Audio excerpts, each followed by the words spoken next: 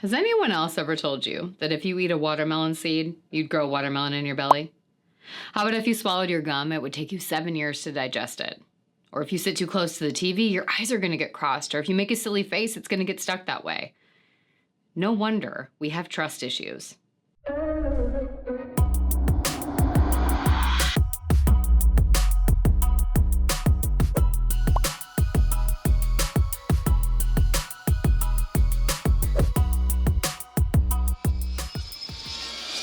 Hey everyone, how's it going? I'm Kyira Wackett. Thanks for joining me for another video as we work to empower and equip you with the confidence and skills to write your own story so that you can live your life on purpose.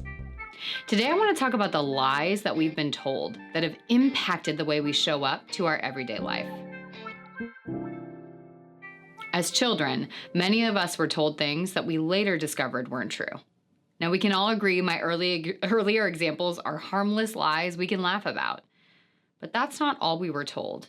And unfortunately for many of us, we're now not only unlearning these silly stories, but many other untruths as well.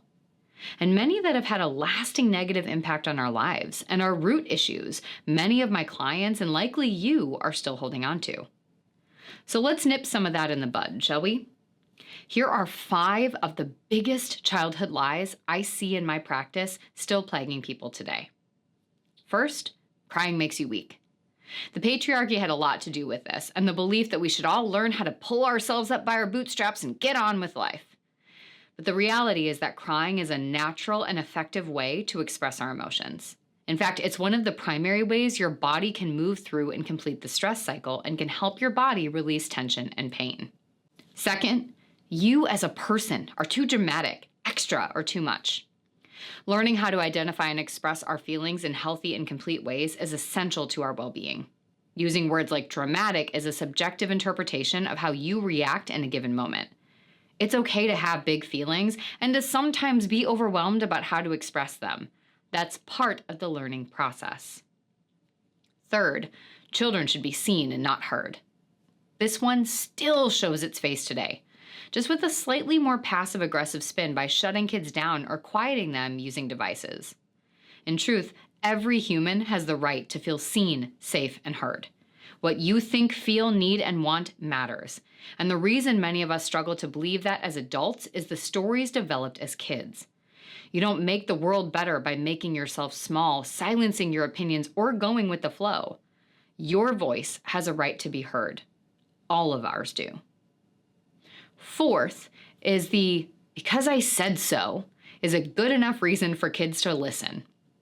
Asking why is one of our most powerful discovery tools as kids and adults. We need to create systems where why isn't seen as a threat, but an opportunity to create buy-in and understanding. When we act on a request, we become responsible for that action. So it's important that we understand what we're doing and how that fits into the bigger picture of our goals, whether it's a parent telling their kid what to do or a corporate CEO making a demand of their employees. It's also a great way for us as the enforcer or the enactor to check in with why something does or doesn't need to happen, and in some cases can help us see that not everything is as intense as it feels. And finally, number 5, if I have to ask, it means they don't care, or I shouldn't have to ask. Asking for what you want is a sign of empowerment and assertive communication.